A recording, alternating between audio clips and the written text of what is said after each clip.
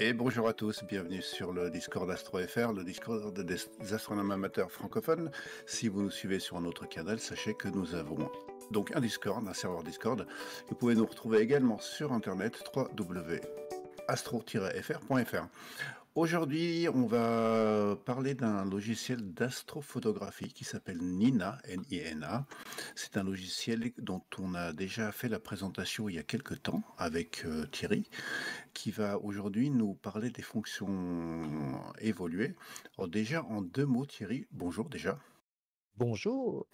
Bonjour. Bonjour à Est-ce que, tous. est-ce que tu peux nous rappeler un petit peu ce que c'est Nina? Pour ceux qui n'auraient pas suivi le premier épisode, dont le lien sera dans la description, si vous êtes sur YouTube, est-ce que tu peux nous dire un petit peu ce que ça fait Nina? Qu'est-ce que c'est? À quoi ça sert? Oui, tout à fait. Donc, comme tu l'as dit, c'est un logiciel d'astrophotographie. Donc, ça permet d'organiser les séquences photos et l'ensemble des tâches qui permettent de prendre une nuit d'astrophoto pour derrière les empiler. C'est pas un logiciel de traitement, c'est un logiciel de capture, enfin de capture de l'ensemble des prises d'une nuit. Alors, ces Voilà. prises peuvent être mono-cibles ou multi-cibles. Enfin, c'est assez complet. D'accord. Alors pour ceux qui débarqueraient un petit peu, donc là on parle d'astrophotographie, c'est-à-dire le principe c'est de mettre une caméra ou un appareil photo derrière un télescope qui est monté sur une monture qui compense la rotation de la Terre. Et ensuite, on a des logiciels qui vont piloter l'acquisition d'images.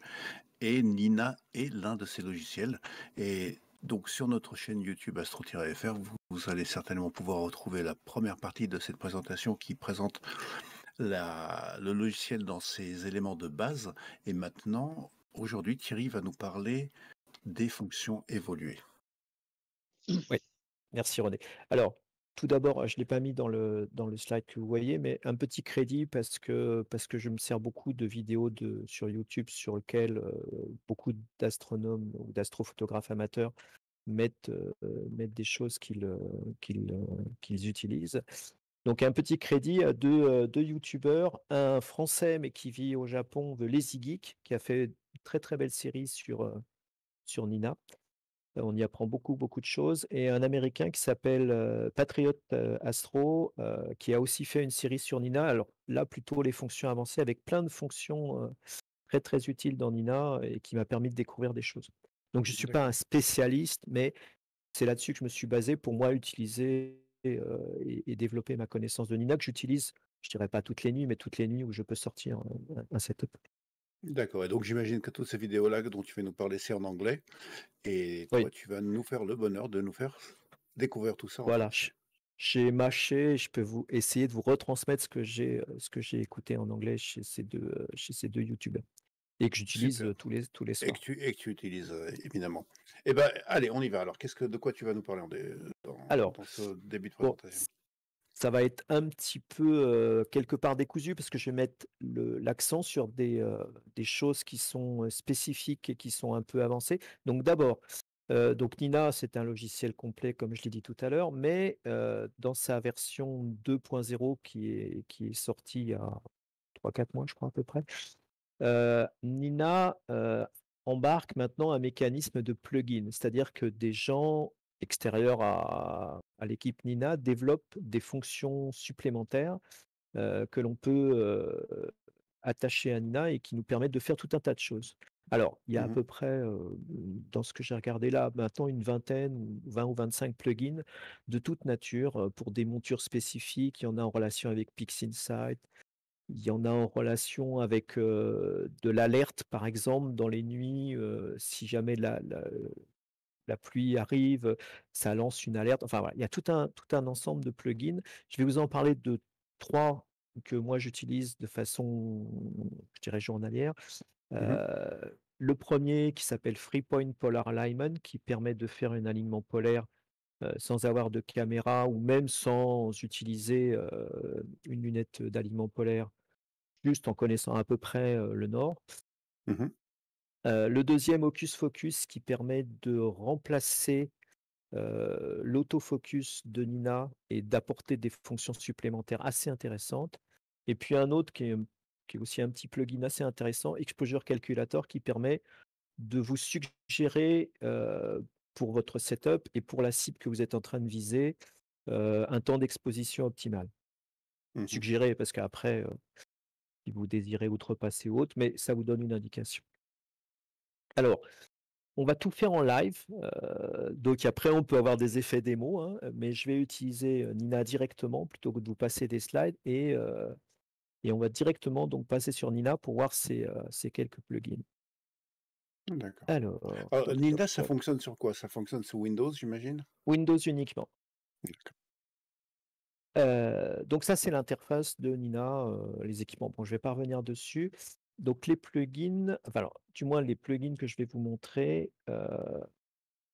on les a dans l'image, enfin dans l'écran d'imaging qui est l'écran principal de pilotage des prises de vue.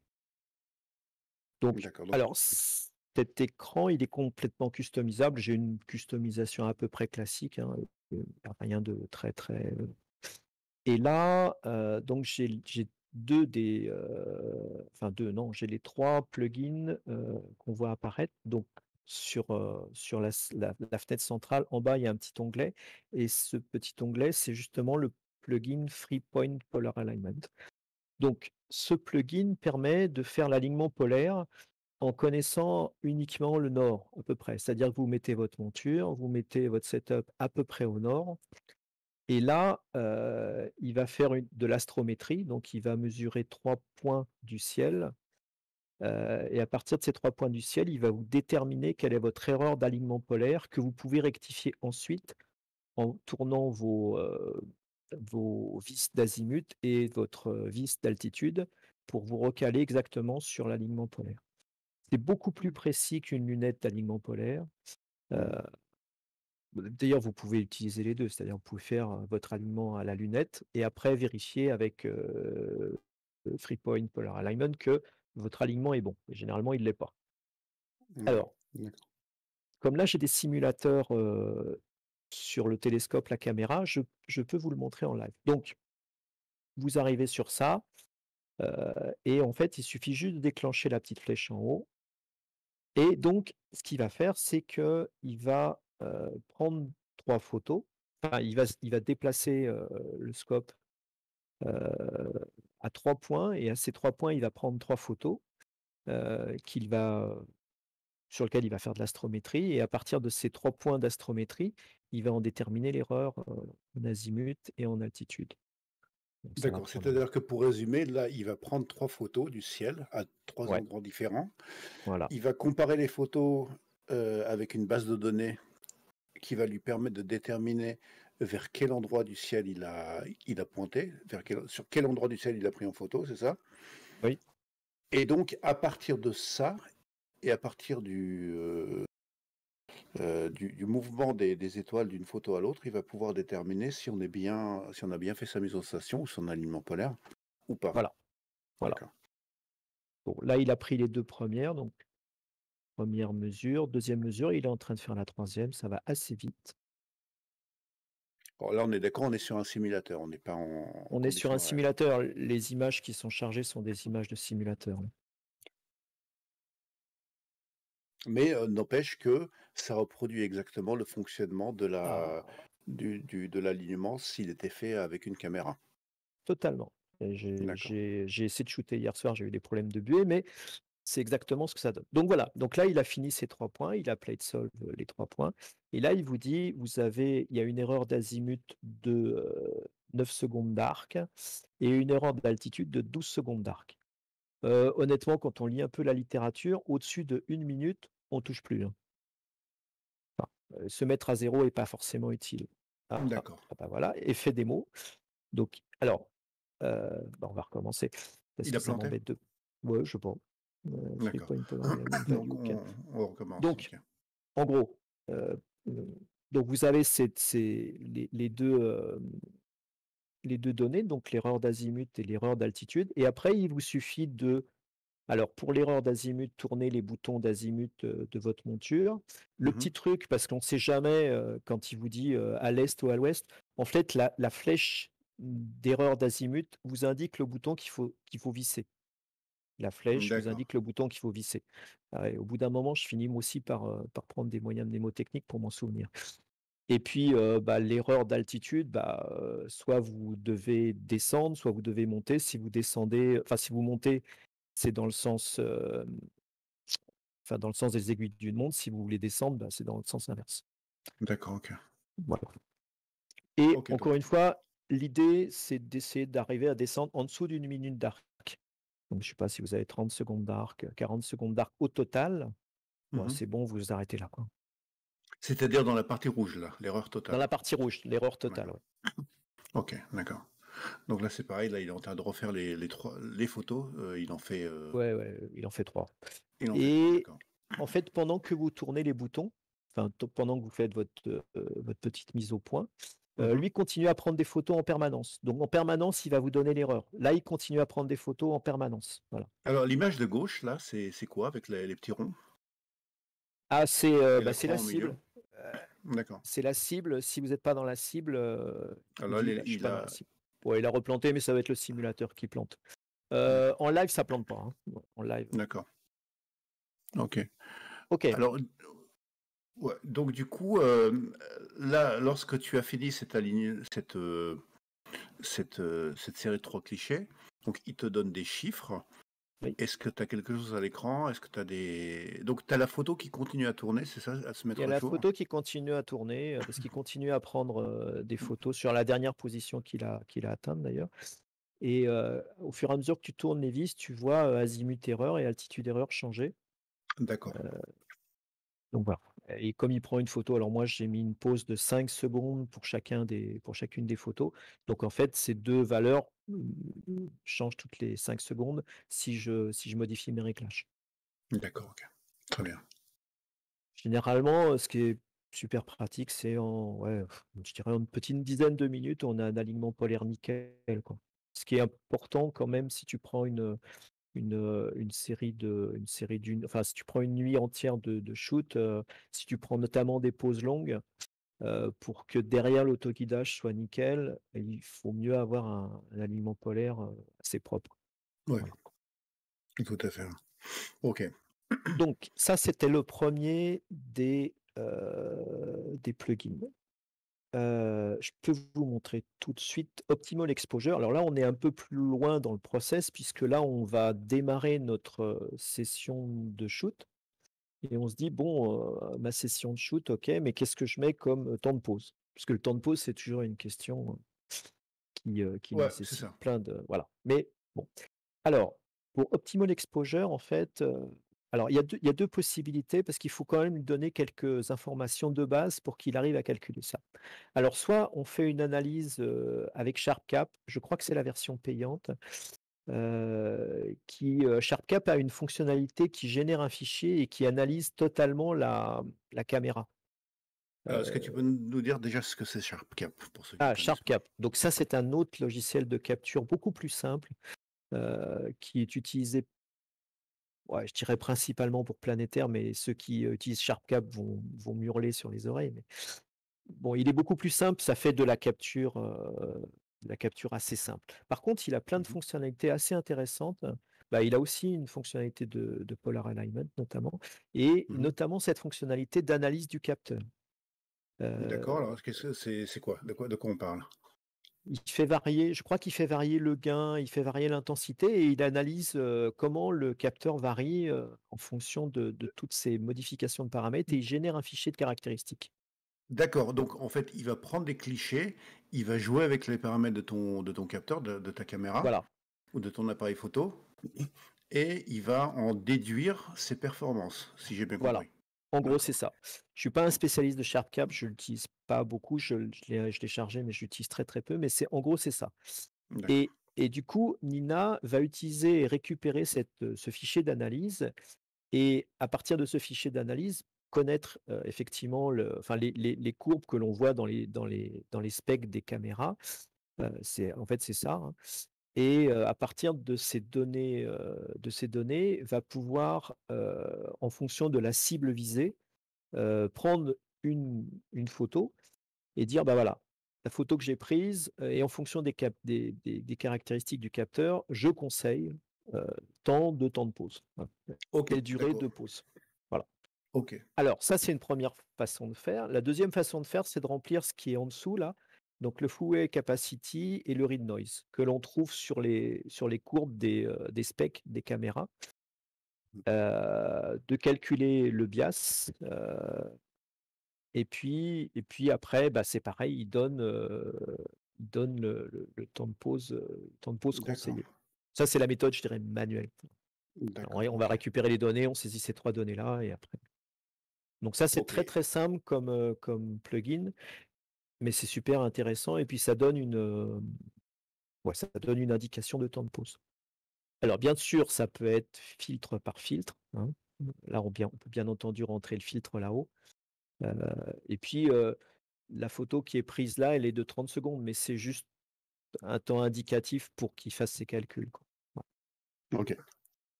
Bon, ça, c'est assez simple comme, plugin. Le dernier, alors lui qui est beaucoup, beaucoup plus compliqué, c'est, Hocus Focus. Alors Hocus Focus, alors plugin, pardon, Nina a un autofocus, intégré. Alors l'autofocus, pour ceux qui ne savent pas, mais je pense que là tout le monde sait, on met un petit moteur, un EAF par exemple, ou Pegasus en a aussi, sur le focuseur et le logiciel, enfin Nina en l'occurrence, mais d'autres logiciels le font aussi, détermine quel est le meilleur focus pour la cible en décalant le focuseur automatiquement avec le moteur. Et en fait, ça fait une espèce de courbe, en panier, en fait une hyperbole et en fait, le point le plus bas de l'hyperbole, c'est là où le focus est le meilleur. Alors j'ai oublié de dire, ce qu'on mesure dans l'hyperbole, c'est soit le HFR, soit le FWHF. En gros, la D'accord. taille des Alors, étoiles. là, il faut décortiquer quelques termes, surtout que tu utilises beaucoup de termes anglophones. Donc, on parle de focus, on parle de mise au point, en fait. Mise Hein, au c'est point, bien ça? voilà, tout à Voilà. fait, ouais. Donc, ce que ce module fait, ce que Nina fait, si j'ai bien compris, par défaut, c'est faire la mise au point. C'est-à-dire qu'on a un Oui, moteur directement sur la molette de mise au point du télescope. C'est Nina qui va prendre des photos et ouais, qui va analyser les photos, déplacer, tourner la molette de mise au point, voilà. de manière à faire la bonne mise au point. OK. Et est-ce que les 2 termes que tu utilisais, HFR et WHM, FWHM. En gros, pour être simple, c'est la taille des étoiles. Et l'idée quand on fait une mise au point, tu as raison, autant tu as utilisé des termes français. Mmh. Quand on fait une mise au point, bah, c'est que la taille des étoiles soit la plus petite possible. Ça veut dire que la mise au point est la plus précise possible. Donc on se sert de cette mesure-là pour vérifier que la mise au point est la plus basse possible. Je vais regarder bah, voilà, autofocus, je l'ai pas fait exprès, mais là, vous avez alors, celui-là, il est pas terrible, mais enfin bon, heu, vous avez un de mes derniers autofocus, où effectivement, ça doit être une espèce de courbe en panier, enfin, c'est une hyperbole, mais bon, alors Mmh. là, à gauche, c'est un peu loupé. Bon, parce qu'il peut y avoir un nuage, il peut y avoir des tas de choses, mais généralement, l'autofocus de Nina se récupère et arrive quand même à trouver un point bas. Et le point bas, c'est le point vert qu'on voit là, Mmh. que lui, là, sur cet autofocus-là, enfin sur cette mise au point-là, heu, considère comme étant la meilleure des mises au point. Bon. D'accord, OK. Donc Donc ça, ça, c'est une fonction que fait Nina? ouais, c'est implémenté de base dans Nina. Mais, Hocus Focus, remplace cet autofocus de Nina par quelque chose de plus évolué. Mmh. Alors, qu'est-ce qu'il apporte de plus? Il apporte plusieurs fonctionnalités, notamment, en fait, il analyse à chaque photo, le champ des étoiles qui ont été prises dans la photo. Et il écarte, par exemple, un certain nombre d'étoiles qui peuvent être, déformées ou qui sont dans les coins ou qui ont un petit problème pour, ne garder que celles qui sont valides pour faire un calcul. Voilà. Donc ça, c'est D'accord. un premier point. Un deuxième point, il va beaucoup plus vite parce qu'en fait, il analyse la photo pendant qu'il fait, la prochaine prise Mmh. et enfin, il génère des données qui sont super intéressantes. Alors, je vous ai déjà enfin, oui, alors, avant, en fait, sur chaque, mise au point qu'il fait, il enregistre les données de mise au point qu'il mesure. Hocus Mmh. Focus, il range ça dans un dossier de votre disque et on peut rejouer ces mises au point. Alors rejouer ces mises au point, ça n'a pas forcément un intérêt, sauf que le fait de rejouer ces mises au point permet de générer d'autres données super intéressantes. Alors là, je vous en ai chargé une, qui date d'il y a quelques jours et qui était une de mes mises au point sur une de mes sessions. Mmh. Alors la 1re, alors là, on voit une belle courbe, pour le coup, celle-là, elle était bien. Donc ça, c'est la belle courbe de mise au point avec le point qu'il a calculé. Bon, ça n'a pas un intérêt délirant, mais c'est surtout en dessous que ça commence à avoir un intérêt beaucoup plus intéressant. Juste en dessous de ces courbes-là, on voit le back focus error. Je pense que, dans l'assistante, s'il y a que des astrophotographes, vous savez qu'on a tous un back focus optimal derrière, le télescope ou le réducteur jusqu'au capteur et qu'on doit respecter. Et on ne sait jamais si on le respecte bien ou pas, ou s'il nous manque un petit micron, un petit millimètre, voilà, on n'est jamais bien sûr. Là, ça vous donne une indication. Alors, c'est à prendre avec, je dirais, pincette, parce que en fait, je me suis aperçu qu'en regardant un certain nombre de mises au point faites dans la soirée, ce back focus error, il évolue. Donc voilà. Le back focus error, il est donné en step de votre moteur de focuseur. Alors, En par part, en fait, exemple, d'accord. en part, oui. Alors donc c'est super précis, en fait? C'est super précis. Alors, par exemple, pour vous donner une indication, un EAF, donc c'est le moteur de SVO, il a 5760 pas par tour de focuseur. Donc, en gros, il faut calculer sur votre setup un tour de focuseur, combien ça fait d'allongement ou de raccourcissement de votre focuseur. Donc il faut trouver les données, du setup pour faire ça, mais un step, en gros, c'est quelques microns, quoi. C'est même pas un micron Mmh. généralement, c'est 0,7 microns et 1 micron. Donc moi, je considère qu'à 23 steps, 23, on va dire un micron, ça fait 23 microns, bah, je touche rien, quoi. Mmh. Voilà. Mais bon, c'est intéressant que vous ayez la validation, par un logiciel qui vous dit: «Bah, finalement, ton back focus, il est bon, quoi». D'accord, ouais. Alors, ça, c'est la première des informations intéressantes. Deuxième volet, super intéressant aussi, de quoi s'amuser énormément, c'est les informations de tilt. Alors le tilt, ça veut dire enfin le tilt, c'est le fait que le capteur ne soit pas totalement, comment dire? Orthogonal à l'axe optique et donc Parallè qu'il Perpendiculaire, on va dire. perpendiculaire, voilà, Ouais. et qu'il est un peu décalé à droite, à gauche. Alors là, heu Hocus Focus fait une analyse de tilt et il vous dit par rapport c'est le petit dessin qui est à droite là, il vous Mmh dit mh. entre le télescope et donc votre capteur, en haut et en bas, à gauche et à droite, voilà les écarts et il le donne aussi en step. Bon, là, D'accord. c'est pareil, j'ai des écarts, ridicules, donc je vais pas m'amuser à mettre une bague de tilt et aller chercher, le pouillème de tilt. D'autant que les tilts sont très difficiles à régler. Mais si vous avez des valeurs énormes là, heu, bah, vous dites: «Bah, voilà» et donc ça, c'est une façon super intéressante de mesurer ce tilt et d'essayer de le corriger quand il y a des valeurs importantes. OK. Et c'est pas tout, on continue, Oui, parce que si heu si le pardon, si le capteur est incliné, ça veut dire que la mise au point va pas être la même sur, bah, non, voilà. l'ensemble de la surface du capteur et évidemment, après la photo Au sera moins belle. centre, ce sera bon, et puis, dans un coin, ça va être moins bon et puis dans l'autre coin, ça va être moins bon aussi, donc voilà. Donc du coup, sur votre champ de photos, vous allez avoir le centre qui va être propre, mais les coins vont être un peu défocalisés Mmh. ou voilà, donc ce sera pas chouette, quoi. OK. Alors, après, vous avez une information, on va dire intéressante, qui est une map alors FWHM, donc des tailles des étoiles, pour être un petit peu plus simple. Bon, ça aussi, ça vous donne une indication sur un peu le tilt et voir si effectivement vous avez quelque chose qui est à peu près homogène, c'est-à-dire que la taille des étoiles est à peu près homogène sur votre photo. Si Mmh. vous avez, des grosses différences, c'est qu'il y a un problème, soit de tilt, soit autre. Soit optique, ouais. Voilà. Et puis, alors ça, c'est aussi alors ça peut donner d'autres indications assez intéressantes, l'excentricité, enfin des vecteurs d'excentricité des étoiles.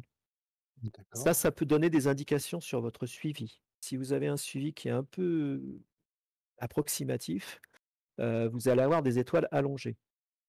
Et là, alors bon, là aussi à prendre avec précaution parce qu'en fait, j'ai un bon suivi, donc il vous grossit un peu l'erreur, hein.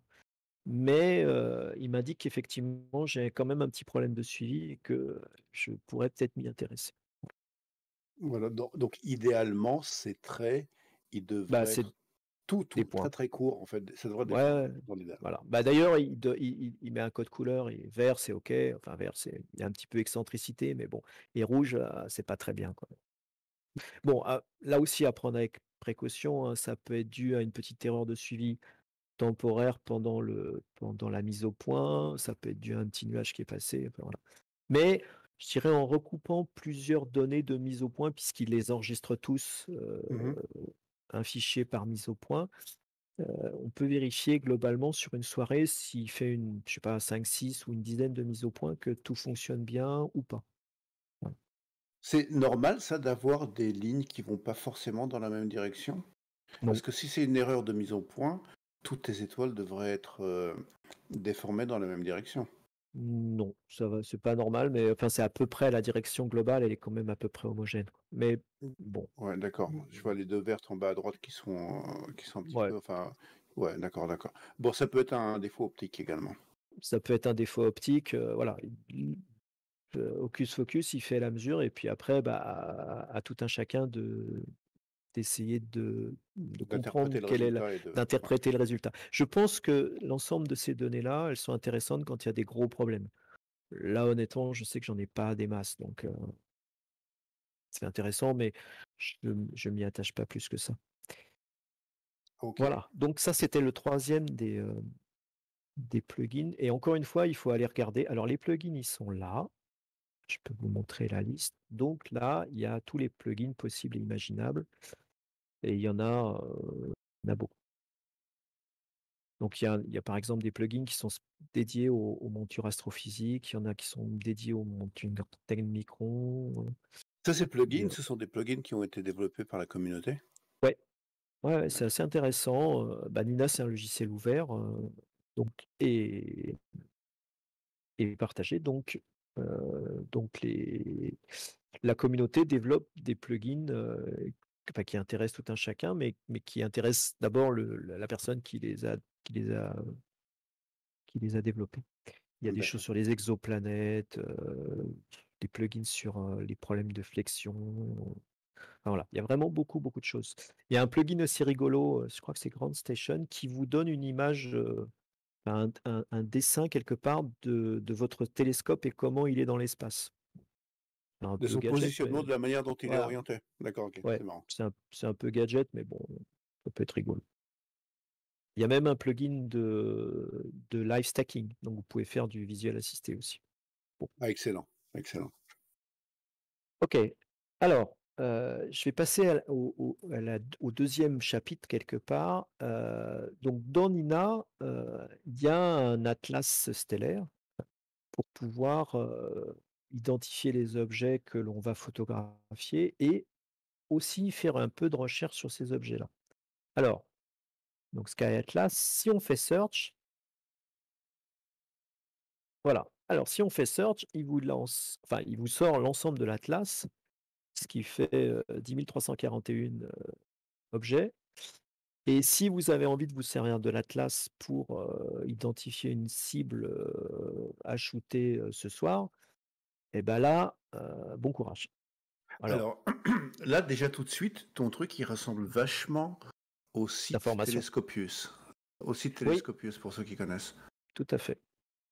Et donc là, ce qu'on Heu, voit dans la colonne de droite, c'est les objets, les définitions oui, avec alors leur position dans le ciel, enfin leur hauteur dans le ciel à telle et telle heure. voilà. Alors ce qui est en fait, ce qui est super intéressant quand on fait de l'astrophoto, c'est la courbe, qu'on voit, sur la partie droite. Parce que c'est cette courbe-là qui va nous dire si on a un temps de pause, intéressant. Par exemple, le premier objet, Collinder 285, je ne sais pas ce que c'est, mais on voit très bien que, la courbe est assez sympathique quelque part pour la nuit, parce que l'objet, est, on va dire, à une certaine hauteur, intéressante et pendant la totalité de la nuit. Donc on a un temps de pause intéressant, ça peut être un objet qui pourrait être, un bon candidat pour faire une photo. Donc là, la Je partie noire, la zone noire, C'est la c'est nuit, la zone, voilà, c'est la zone de nuit et oui, la courbe indique la hauteur sur l'horizon, c'est ça? tout à fait. OK.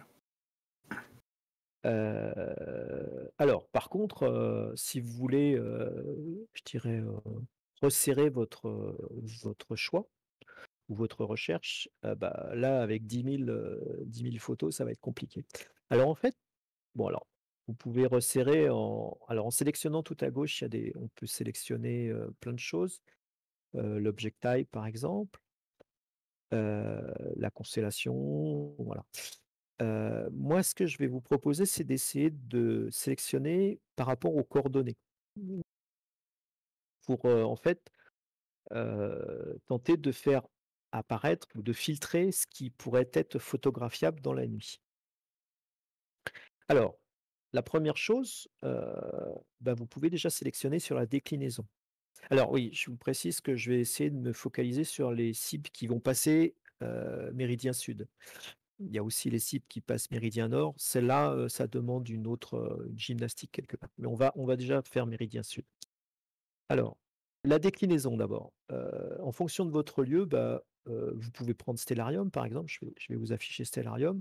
Mmh. Et si vous êtes, méridien, enfin si vous regardez tous les objets qui vont passer au sud, Stellarium va vous dire que vous êtes entre, plus 90 et chez moi, là au sud, je vais pas descendre en dessous de 30°. Voilà, c'est celle-là, là, Mmh. celle sur laquelle on voit Fourneau et Ridan. En dessous, on sera trop bas sur l'horizon, donc je vais dire que je voudrais les objets entre,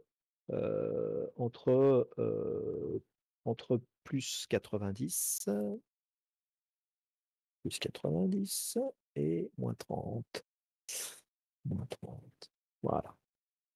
D'accord, donc si tu as un horizon qui n'est pas dégagé, si tu as une rangée d'arbres ou d'immeubles, déjà Ouais, tu peux éliminer tout ce qu'il y a en dessous, ce qui est caché. oui, tout à fait. Alors, D'accord. je vais te faire une petite parenthèse d'ailleurs parce que je te remercie de ta question. Il y a aussi une autre fonction dans Nina, super intéressante que je présente pas là, mais je peux en parler 2 minutes. Mmh. En fait, dans Nina, avec un simple, appareil photo, vous trouverez des descriptions du processus sur, Patriot Astro. Vous pouvez faire un 360° de votre ligne d'horizon, chez vous, avec les D'accord. bâtiments, les voilà. Donc prenez votre, ouais, votre appareil photo, enfin votre, smartphone et vous Mmh. faites un 360° comme ça. Ça vous donne un fichier et ce fichier-là, d'une façon assez simple, enfin il faut bidouiller un petit peu pour, récupérer son format.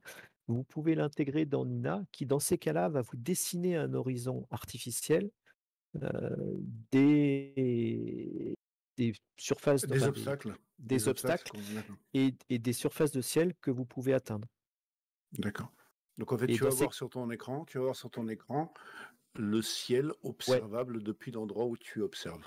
et je ne l'ai pas encore fait, bah, parce qu'un peu de flemme, mais Mmh. et je crois même qu'il vous le visibilise sur Sky Atlas là, dans cette colonne-là, donc ça permet tout de suite de voir si c'est quelque chose qui peut être intéressant ou pas pour vous. D'accord. Ou si, le truc que tu as envie de photographier, il est passé sous l'arbre ou sous le bâtiment qui est Voilà, d'accord. Ah, OK. Ah, ça, c'est donc excellent. C'est un donc peu là un on télescopus, sous stéroïdes. ouais, ouais, ouais et puis du coup, vous avez ce profil d'horizon qui reste toujours dans Nina et donc voilà et donc vous savez, par exemple, à quelle heure parce que moi j'ai ma maison qui est à côté, à quelle heure l'objet va sortir hors de la maison. Donc vous avez pas besoin de vous D'accord. faire suer, à attendre que le machin enfin que votre setup tourne alors qu'il est dans la maison, et sorte, bon mais encore une fois, je l'ai pas fait parce que je suis un peu flemmard.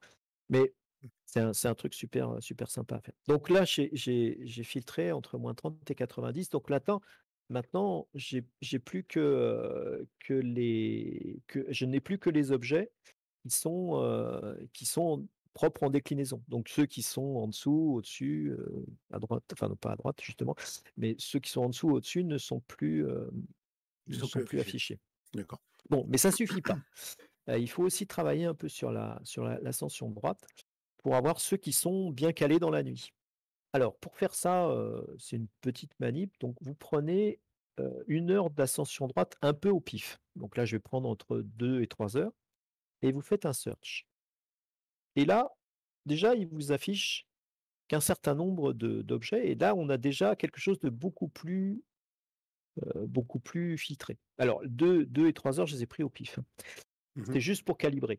Et là, en fait, vous regardez la culmination, enfin l'apogée de votre objet. Alors l'apogée de votre objet, en fait, qui correspond enfin, qui correspond à l'heure entre 2 et 3.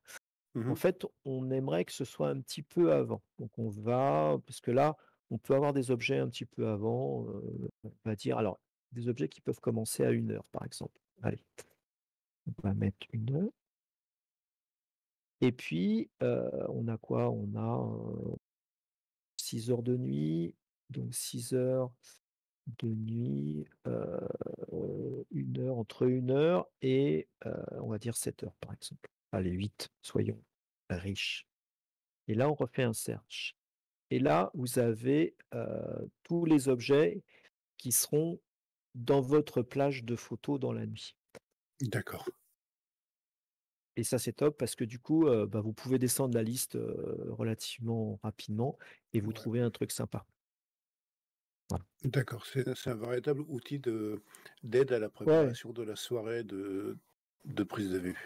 Ouais, alors vous avez aussi Telescopius qui peut vous aider, mais c'est Ouais. assez sympa d'utiliser l'atlas avec ça parce que du coup, bah, dans l'atlas, si vous trouvez l'objet qui vous intéresse dans l'atlas, bah, après vous pouvez directement l'utiliser pour, commencer à programmer votre séance photo. Alors je vais continuer, donc du coup, après vous pouvez même raffiner, vous dire: «Bah, tiens, finalement ce soir je voudrais bien me faire, une galaxie». Allez hop, donc faites galaxie. OK, galaxie. Qu'est-ce que j'ai comme galaxie?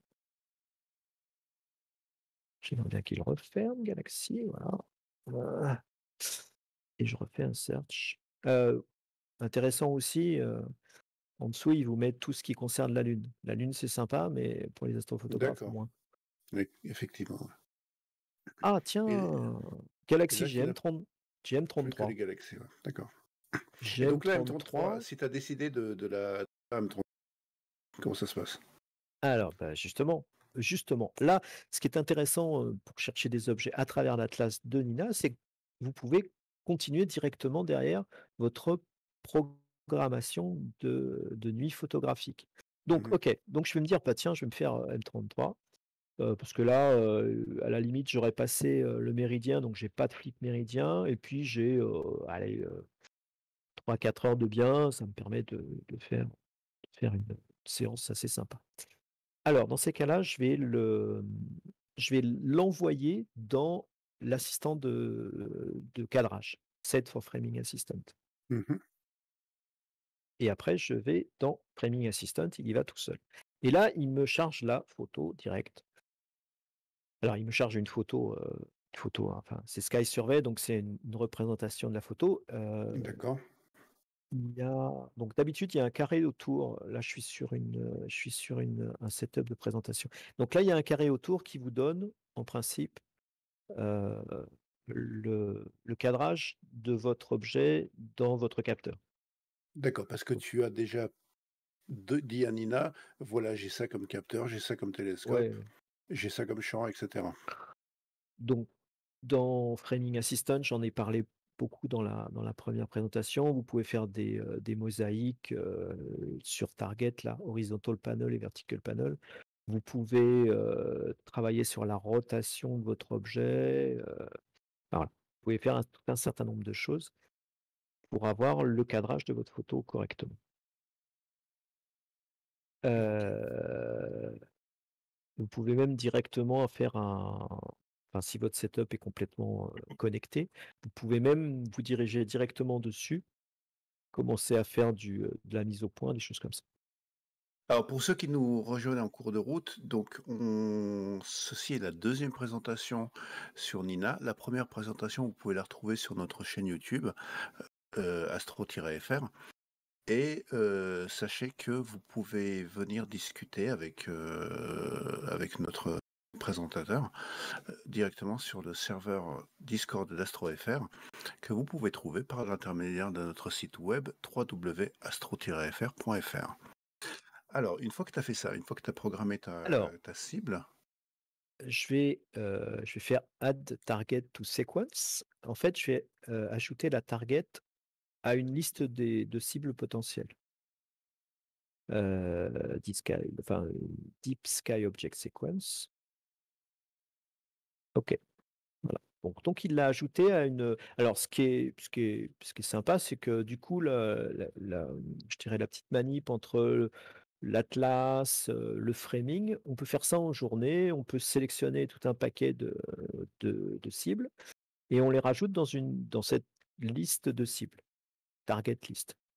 d'accord. Du Et coup, après tu te prépares en fait la liste des objets que tu as photographiés pendant la nuit ouais, qui vient. ouais, ou plus sur plusieurs nuits ou plusieurs jours, hein. On peut se faire tout un catalogue de cibles. Et après, on va commencer toujours en 2 jours, on va construire la séquence. Alors, séquenceur, alors attendez, déjà je vais revenir un cran en arrière.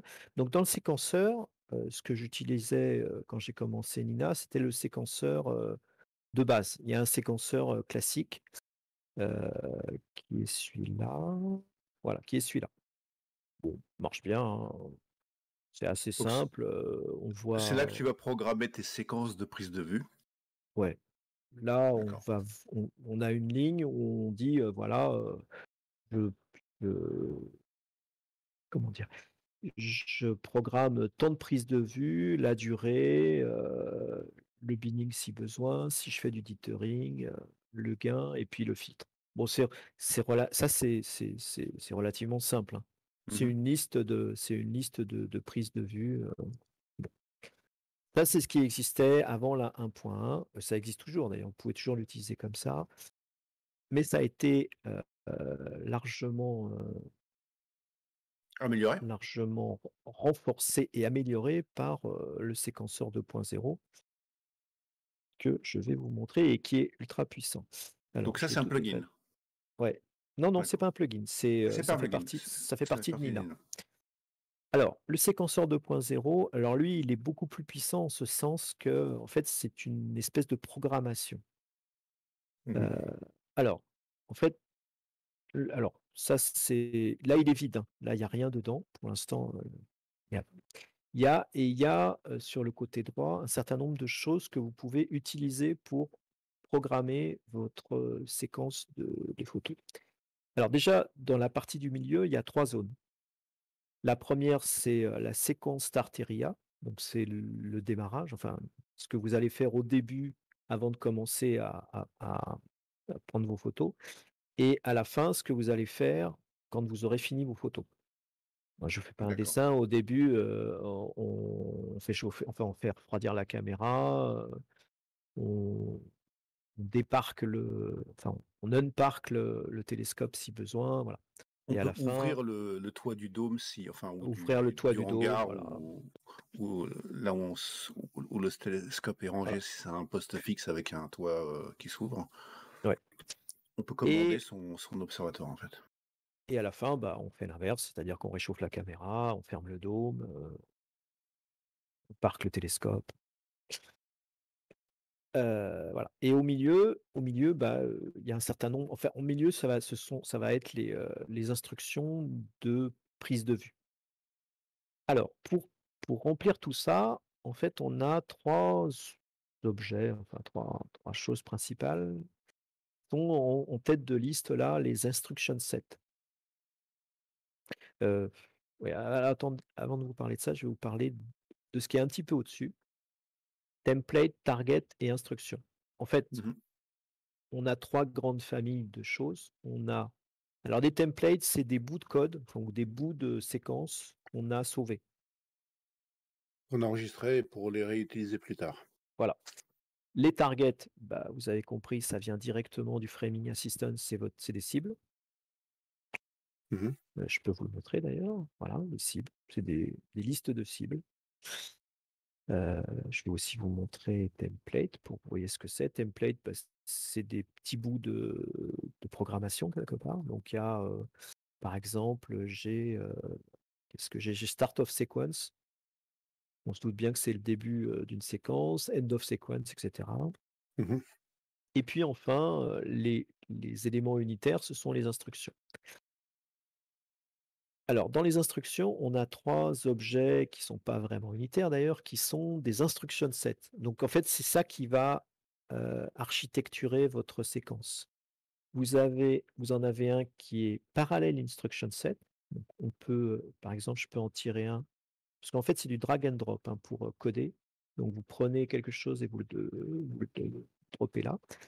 Parallel instruction set, c'est un certain nombre d'instructions basiques, de base, qui sont exécutées en parallèle. Donc par Mmh. exemple, je vous donne un petit exemple vite fait. Je refroidis ma caméra. Je mets par exemple, parce que c'était une question qui avait été posée à un moment, j'affecte tel, readout mode à ma caméra, parce que certaines caméras ont des readout modes, différents. Donc là, on peut le Mmh. programmer. Qu'est-ce que je peux faire d'autre? Je peux, ouvrir mon DOM, mon Tom DOM, voilà. Il y a pas forcément besoin d'avoir un ordre dans ce qu'on met là, puisque c'est exécuté en parallèle. Voilà. Donc ça, c'est, un jeu d'instructions en parallèle.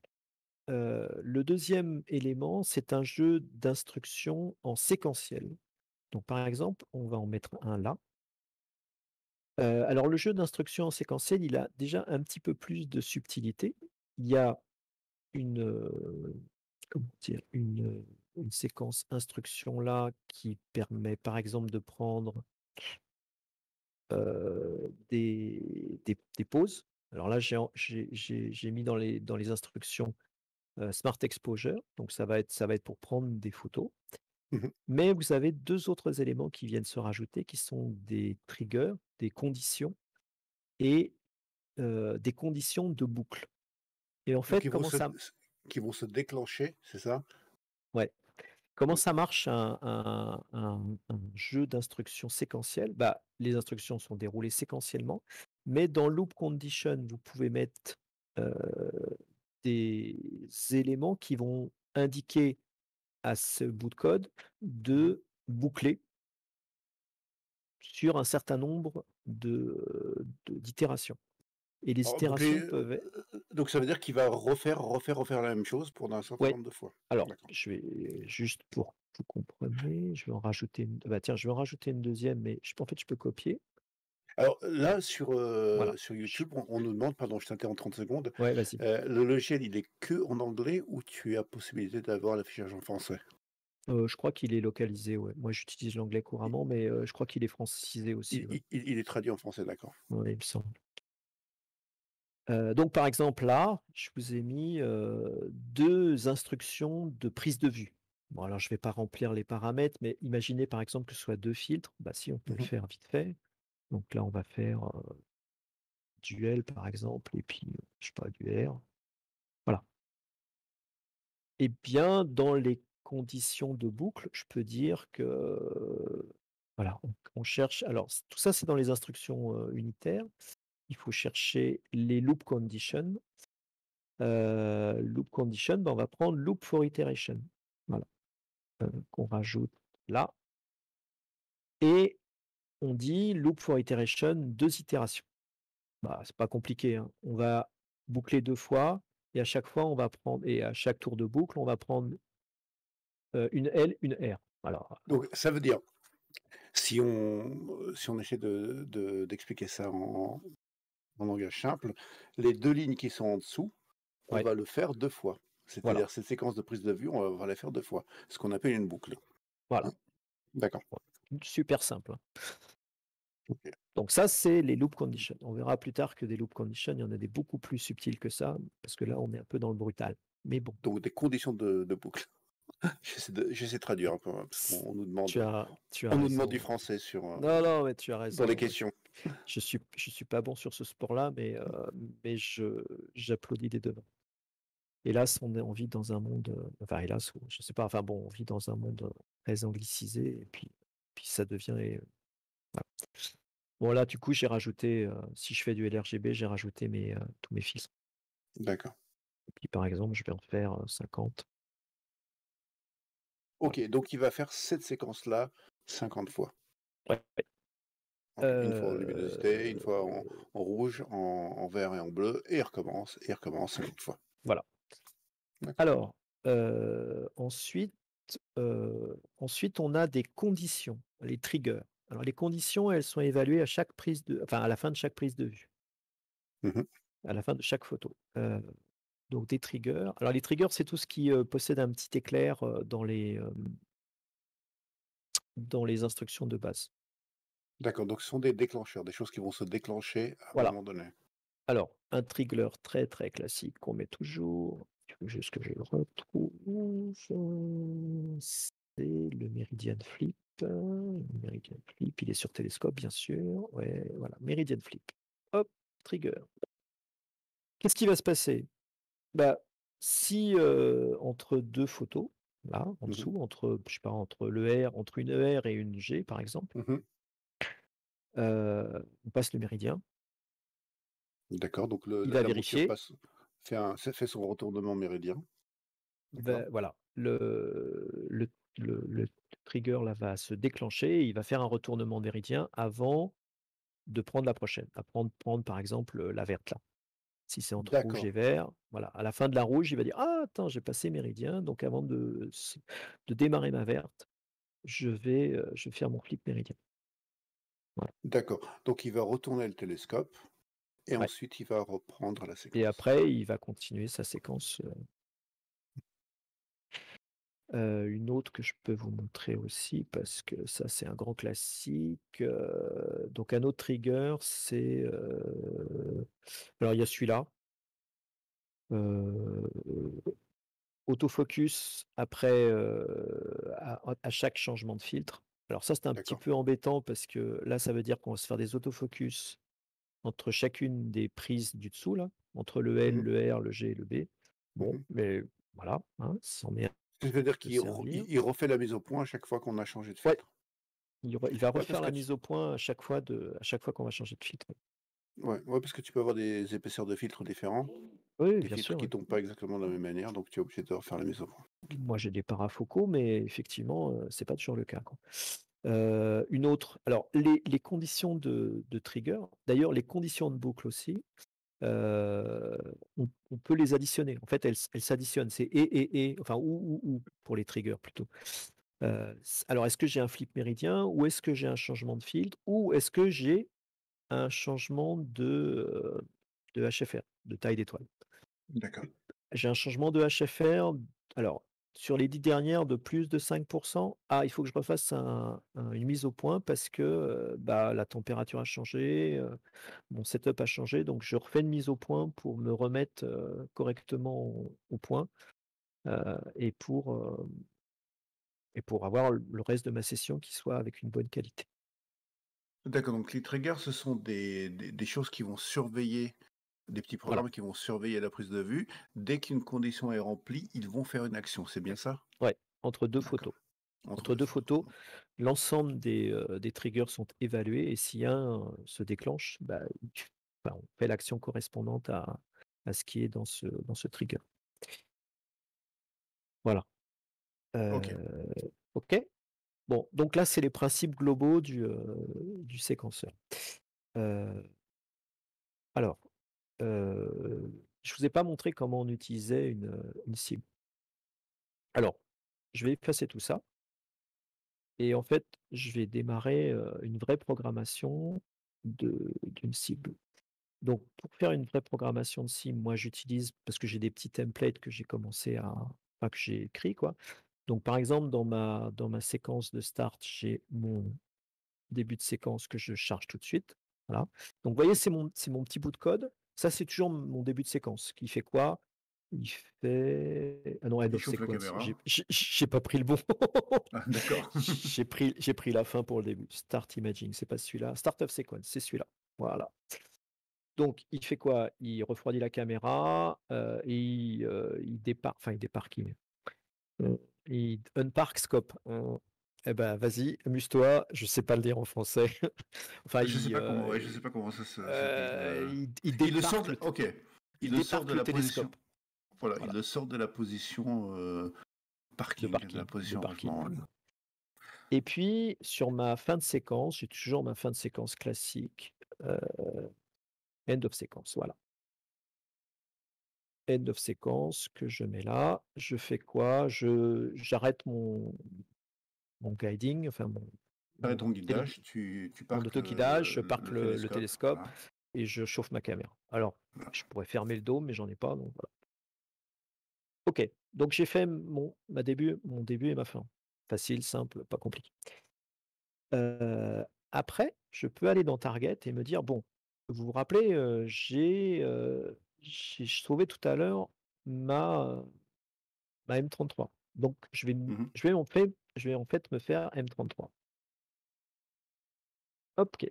Alors, là, il intègre tout de suite, parce qu'en fait, dans le corps de la prise de vue, on cherche à mettre une ou plusieurs cibles, heu et c'est sur ces données de la cible qu'on va commencer à faire les instructions de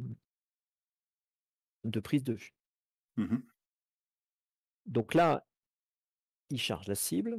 D'ailleurs, tiens, il y a un petit truc intéressant. Vous pouvez aussi, sur cette cible-là, il y a un petit bouton qui vous permet alors là, pas de bol, on la voit pas, mais bon, de montrer aussi la courbe de la Lune. Alors la courbe de la Lune, bah, en ce moment, elle se lève, tôt le matin et elle se couche, bien avant la nuit. Donc on voit là sur le côté la courbe, mais elle n'est pas visible la nuit. D'accord. C'est à la limite, personne s'en plaint, voilà. Donc là, on a la cible et en dessous de la cible, vous retrouvez en fait ce que je vous ai montré tout à l'heure, c'est-à-dire en fait une séquence séquentielle avec ses triggers, cette loupe et ses instructions. Et en fait ça, les triggers, les loops et ces instructions vont s'appliquer à la cible. D'accord. Donc, vous pouvez revenir dans instructions et puis vous faites par exemple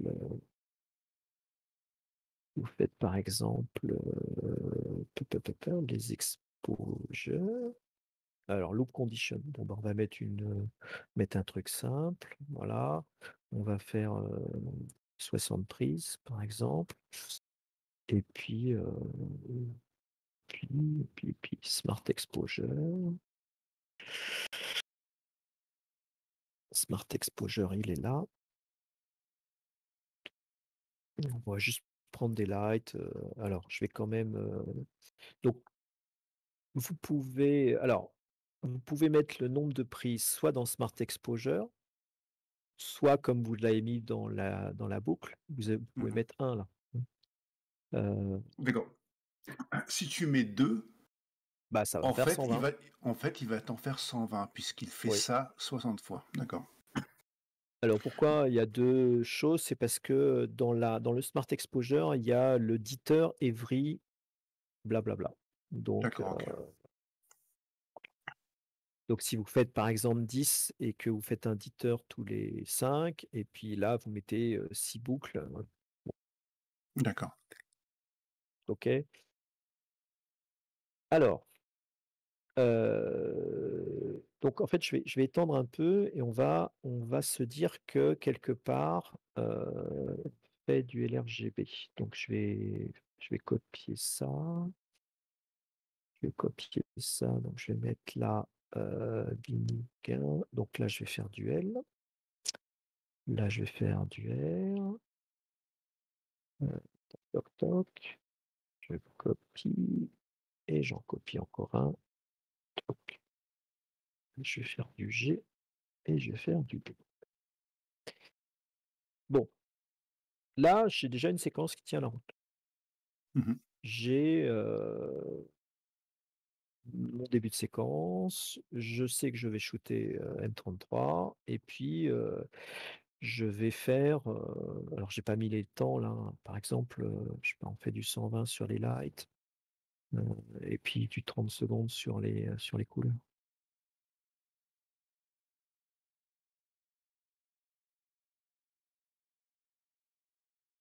Voilà. OK, donc là, tu es en train de construire ta séquence de prise de vue pour cet objet-là, pour cette galaxie-là. Ouais, ça c'est une séquence qui tient la route, hein. C'est une D'accord. séquence simple, mais c'est une séquence qui tient la route. Après, en fait, il y a des choses un peu plus subtiles. Je m'explique. Mmh. Là, vous avez une ligne, de dithering sur chacune des prises de vue. Alors le Ça veut dire dithering, on va rappeler ce que c'est. Ça veut dire que on peut dire au système, à Nina, de bouger le télescope légèrement, un tout petit chouïa entre 2 prises de mmh, vue ouais, et on fait ça pourquoi? pour éviter les trames. Pour Parce que éviter et d'avoir puis des pour trames. éviter les trames et puis pour éviter aussi les points chauds. Parce que si vous avez des pixels chauds et que vous ne bougez pas votre prise de vue tout au long de la nuit, bah, ça va toujours être le même pixel qui va être en pixel chaud. Et donc, ce pixel-là ne sera jamais, enfin voilà, ce qui est en dessous de ce pixel-là, c'est imaginons qu'il y avait une étoile qui était en dessous de ce pixel-là, et ben, il n'apparaîtra jamais parce que quand vous allez enlever les darks, enfin quand vous allez processer avec les darks, ce pixel-là va être mis à noir puisque Mmh. les darks, lui, on va voir sur le dark que c'est un pixel chaud. Alors Mmh. que si vous faites un dithering et que ce pixel va bouger un petit peu à droite ou à gauche, bah, vous allez quand même récupérer l'étoile. Mmh, tout à fait, OK. Voilà, donc ça, c'est simple, mais ça, c'est pas optimal. Déjà, on a ces histoires de dithering. Bon, alors en fait, Nina et ça, c'est vraiment super puissant parce que quand vous commencez à plonger dans les instructions, bon, il y a pas non plus un catalogue, mais il y a quand même des trucs super intéressants. Donc par exemple, ça doit être dans le condition, stop guiding, heu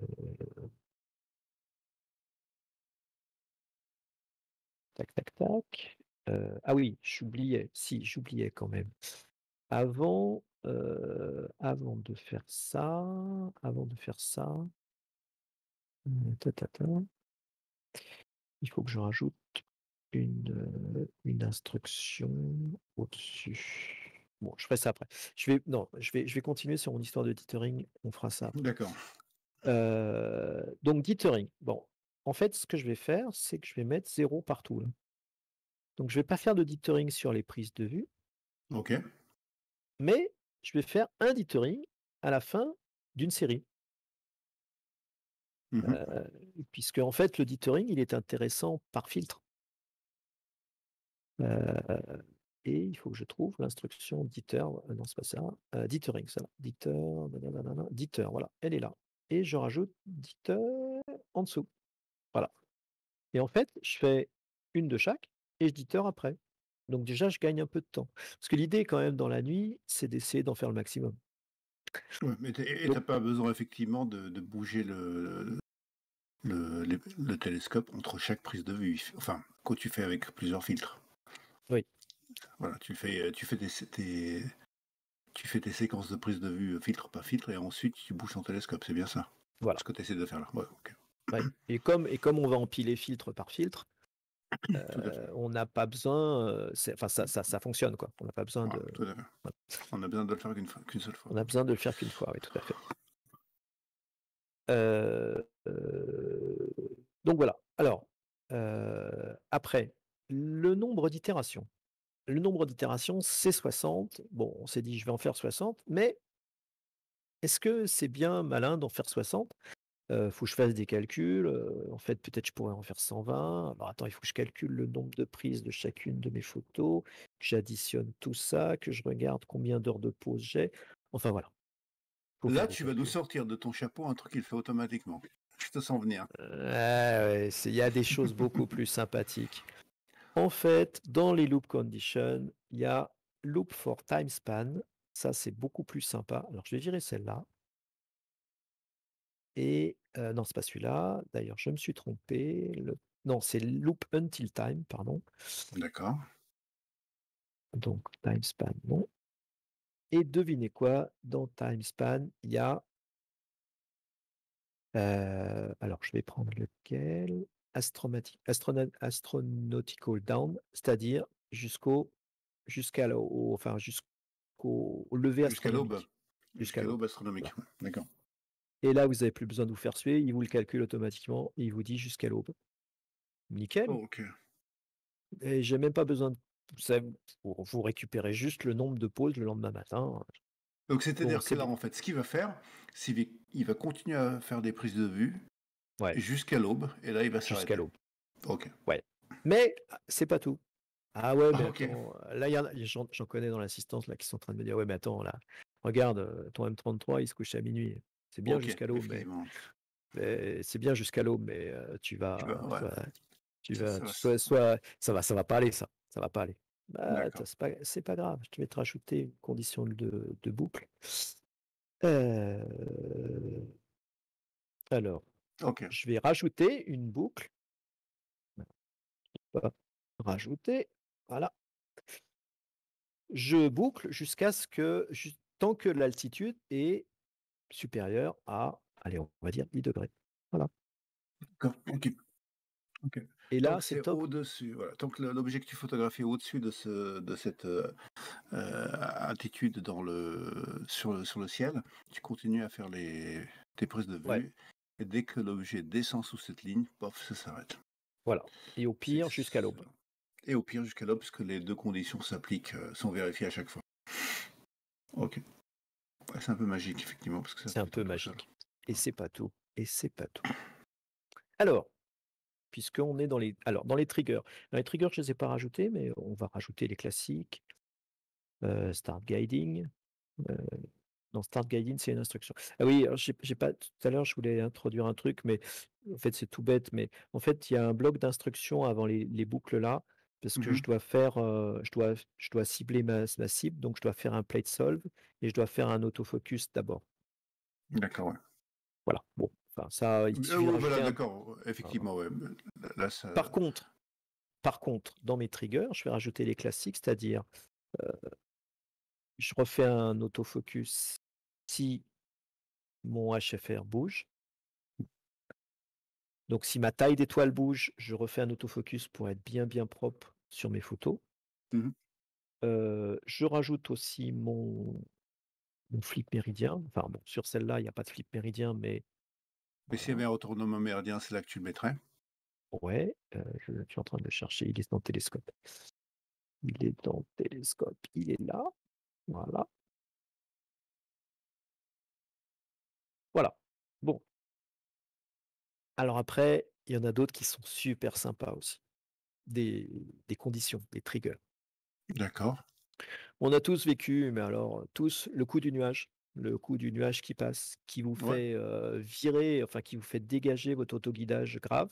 absolument, ouais. Généralement derrière, toutes les prises de vue sont foirées parce que l'autoguidage est parti à dash et donc du coup vous êtes plus sur la cible. Enfin voilà. Donc ça, on se l'est tous chopé, moi le premier. C'est ultra chiant parce que tu dis à minuit ça a dégagé et de minuit à 4 heures du mat, bah, j'ai que des photos de pas ce que je voulais, d'autres choses. C'est ça. Et bah, il y a une solution dans ce séquenceur qui est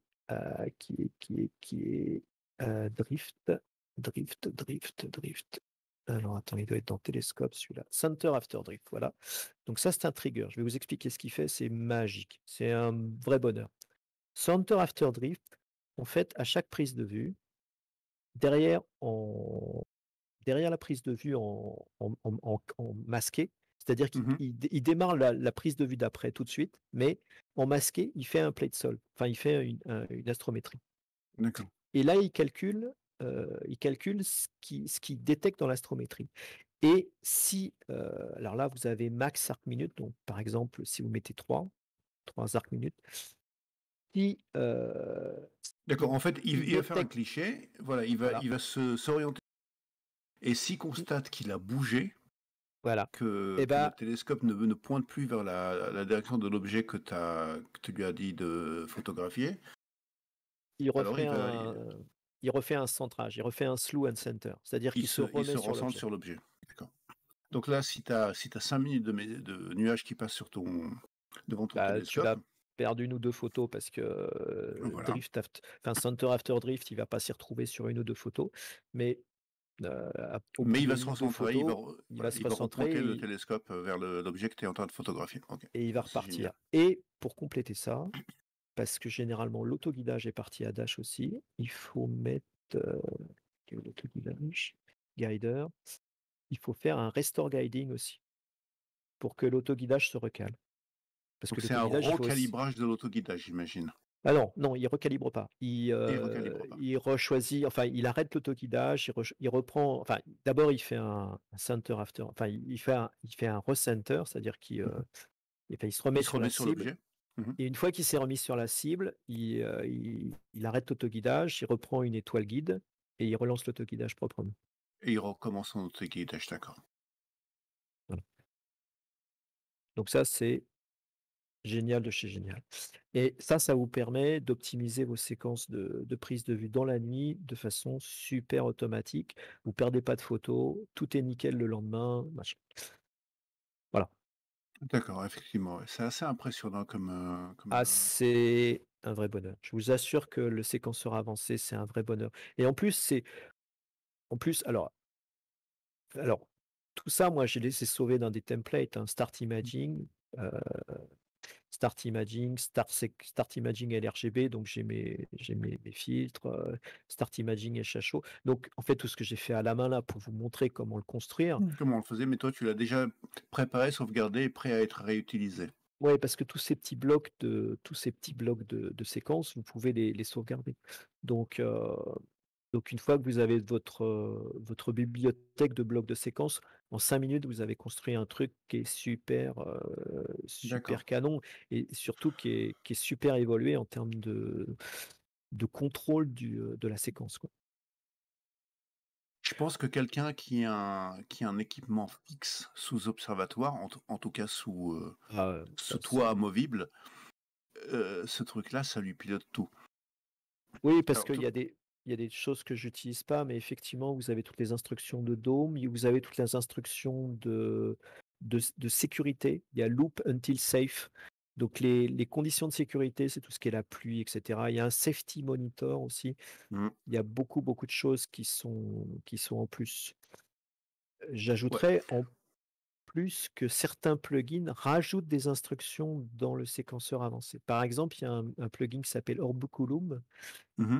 qui est fait pour gérer plusieurs cibles dans la nuit.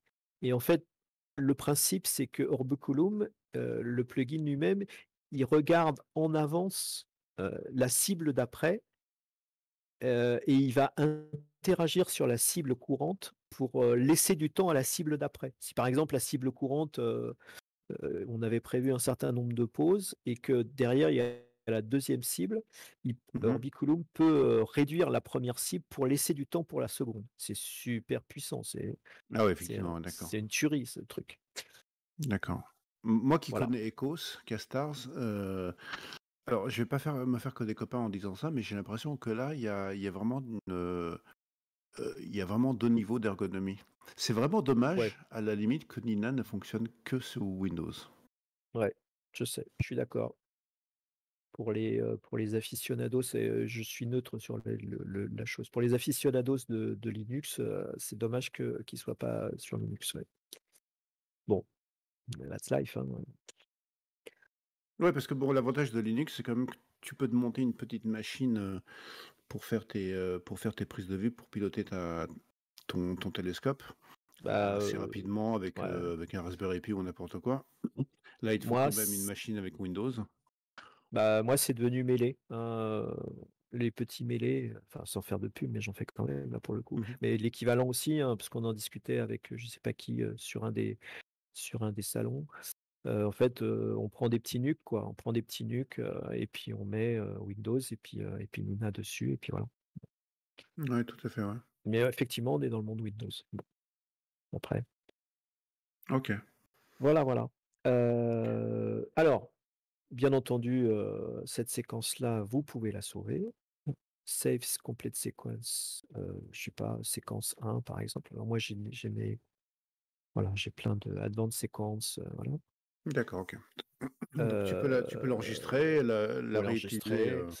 Ce qui est super, sympa aussi, c'est que si vous revenez un cran en arrière, vous revenez un cran en arrière, alors je vous repasse l'atlas et le framing, mais par exemple sur, ta ta ta alors sur l'atlas, par exemple, finalement, je vais chercher autre chose, quelle doit aller, hop, je vais l'envoyer dans le framing assistant, toc.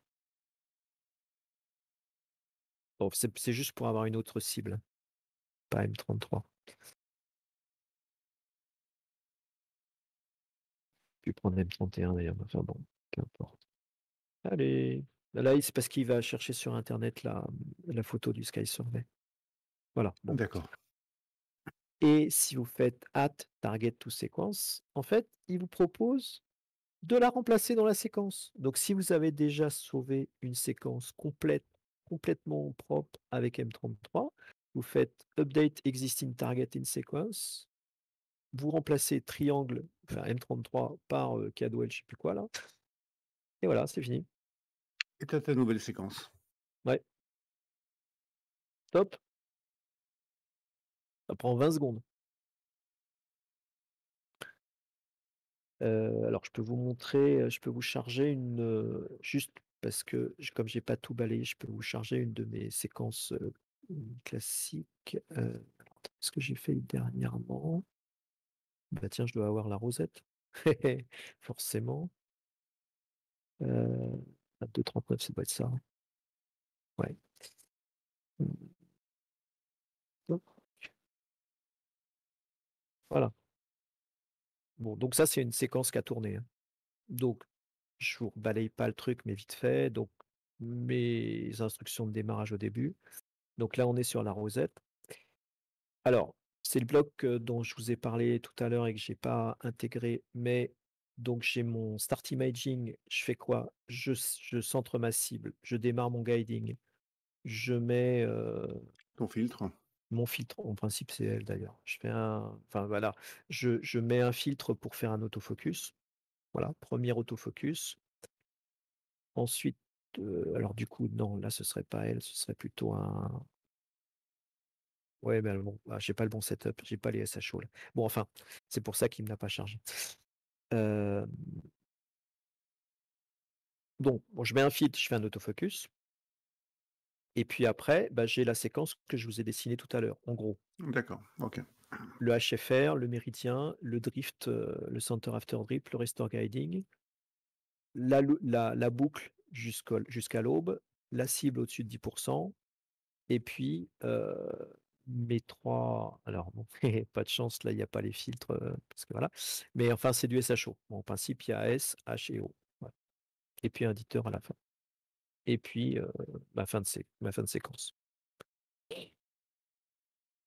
Juste pour vous D'accord. montrer, encore un tout petit truc, par exemple, une nuit, j'ai eu un souci parce que j'avais une cible qui était haute et haute et le park scope, j'avais ma caméra qui est un peu longue qui allait taper un peu dans le pied, enfin, le park scope, c'était pas une bonne idée à la fin de la séquence. OK? Pas de park scope? Bah, D'accord. ouais, mais je voudrais bien que ça continue pas quand même. Bah, ça continue pas, qu'est-ce qu'on peut faire? Bah, on dit qu'on va arrêter. On va arrêter le suivi. Bah, arrêter le suivi, c'est pas compliqué, c'est dans Télescope, set tracking, hop, je mets set tracking là et je dis: «Pas sidéral, stop», voilà. Alors, Le télescope OK. s'arrête sur place, mais Alors il il va y a, pas ouais, pardon, je t'interromps. vas-y. Il y a Tony Banks qui nous pose une question sur le Discord. Enfin, il nous Ouais, pose 2 questions, mais je pense qu'on y a déjà répondu. Y a-t-il moyen de gérer les intervalles entre objets? Donc oui, ça je pense qu'on en a parlé.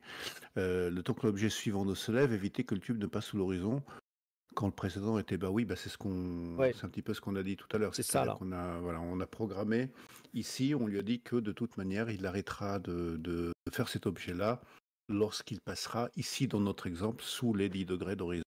Voilà, tout à fait. Et donc il ira jamais au-delà des 10 degrés d'horizon, de l'objet. Voilà, OK. Et Ben d'ailleurs, ce qui est rigolo, c'est que là, en live, puisque c'est la rosette là, en live, il vous donne l'altitude, hein. C'est quand même super puissant. Sur cette ligne-là, là, il est en train de vous donner l'altitude de la rosette en ce moment, hein, Mmh. 49°. D'accord. Non, non, enfin, j'ai pas connu d'autres logiciels type SGP et autres, mais Qu'est-ce que j'ai alors, qu'est-ce que tu es, quelle est ton expérience avec les logiciels de gestion d'observatoire, à part Nina? C'est juste pour avoir bah, une idée de ce que, non, non, non, heu, alors tout neuf, Nina et que Nina. tout d'accord, OK. OK, donc Ah, tu as pas j'ai fait un peu de de SharpCap et un peu de choses un petit peu plus, entre guillemets, «basiques», et encore une OK. fois, je sais pas comment fonctionnait avant app ou SGP parce que je sais qu'il y a eu d'autres, logiciels souvent payants d'ailleurs et pareil, je connais enfin si, j'ai un peu regardé comment fonctionnait Ecos et autres. C'est relativement similaire quand même, hein. Dans le Il y a un principe, mais j'ai oui, Ouais, dans le principe. Et je pour moi, pense mais qu'ils ont oui, je vas-y. pense qu'ils ont passé un cran avec ce type de truc, Nina peut-être. Mais après, c'est un Oui, avis personnel, hein. après moi, c'est ce que je disais la première fois lorsque tu as fait ta première présentation de découverte de Nina. Moi, j'ai l'impression que c'est un logiciel qui est quand même beaucoup plus ergonomique que Ecos, Ouais. que c'est moins fouillis. Il y a cette notion de copier-coller, enfin de glisser-déposer là, l'écran est un petit peu mieux foutu. Bon, ça c'est mon avis. J'utilise Ecos principalement et, et voilà. Et dans les instructions, j'ai pas encore tout balayé, hein, j'en suis que mais bon, c'est juste pour vous montrer que enfin, on peut faire des séquences très, très, très, très pointues, avec très, très peu d'instructions quand on D'accord. maîtrise un peu le truc et que c'est relativement simple. Mais encore une fois, il y a tout ce qui concerne les dômes, la sécurité, la synchronisation avec les dômes. Les flats, à la fin, si vous avez un écran à flat dans un observatoire, peuvent être complètement, automatisés dans la séquence aussi. Oui, c'est ce que je disais Là, il y tout à a l'heure. En fait, la personne qui a son observatoire ah entièrement ouais, automatisé, tu peux tout brancher là-dessus et tout gérer. oui, enfin, je pense qu'il y a rien qui manque. Enfin, de toute façon, c'est fait pour, hein, Ouais, d'accord. mais je pense qu'il y a rien qui manque. Alors, je rappelle pour ceux qui nous prennent en cours de route que cette présentation va être rediffusée sur la chaîne YouTube Astro-FR. Donc, c'est la chaîne c'est la chaîne YouTube, pardon, du serveur Discord Astro-FR, sur laquelle on peut te retrouver d'ailleurs, et ton pseudo c'est Thol, Astro. thol.astro, et on peut venir te voir et te poser des Ouais, questions sur Nina. bah, je connais pas tout encore une fois, moi ça m'intéressait de faire cette présentation pour vous transmettre une expérience, voilà. Ouais, tout à fait. Non, mais je Une pense que c'est voilà. vraiment intéressant. Moi, je te remercie parce que ça nous permet de découvrir Je ce saurais logiciel qui est. je saurais pas répondre à toutes les questions parce qu'il y a des trucs, bah, que j'ai pas encore creusés ou voilà, mais je peux aider. Je sais qu'il y a une fois, il y avait un de nos petits camarades qui avait des problèmes de connexion de son Mhm. télescope, de son guiding, avec Device Hub et cetera, donc bon. Ouais, tout Il y a à fait. il y a Ouais. il y a des choses que j'ai déjà essuyé les plâtres sur un certain nombre de problèmes, on va dire ça comme ça. Parce que c'est enfin voilà, là ça paraît magique, mais il y a aussi toutes les couches basses, hein, la filasse, faut connecter tout ça, faut que le focuseur se connecte, les caméras se connectent, Mhm. bon, c'est pas D'accord, ok. c'est pas totalement plug and play quand même, hein. Non, bien sûr, ouais, évidemment, ouais. En tout cas, voilà, c'est un Nina, qui nous a été présenté par Thierry. Donc, je vous rappelle que la première partie de cette présentation, la découverte de Nina, vous pouvez la retrouver sur notre chaîne YouTube, Astro-FR. Et vous pouvez également nous rejoindre sur le Discord des astronomes amateurs francophones, AstroFR, que vous pouvez retrouver par un lien sur notre site web www.astro-fr.fr. Et quant à nous, bien, en tout cas, on remercie Thierry. On te remercie pour avoir passé du Avec temps à nous plaisir. faire cette présentation. Donc, vous pouvez retrouver Thierry sur AstroFR, sur le serveur Discord. Et puis, vous pouvez retrouver toutes les vidéos qu'on a fait sur notre chaîne YouTube, Astro-FR. Voilà. Ben, je vous remercie pour ceux qui ont participé en direct. Et puis, vous pouvez retrouver toute la vidéo, toutes les vidéos qu'on a faites sur le YouTube Astro FR. Jusqu'à la prochaine. Moi, je vous dis une bonne soirée, un ciel clair et au revoir à tous.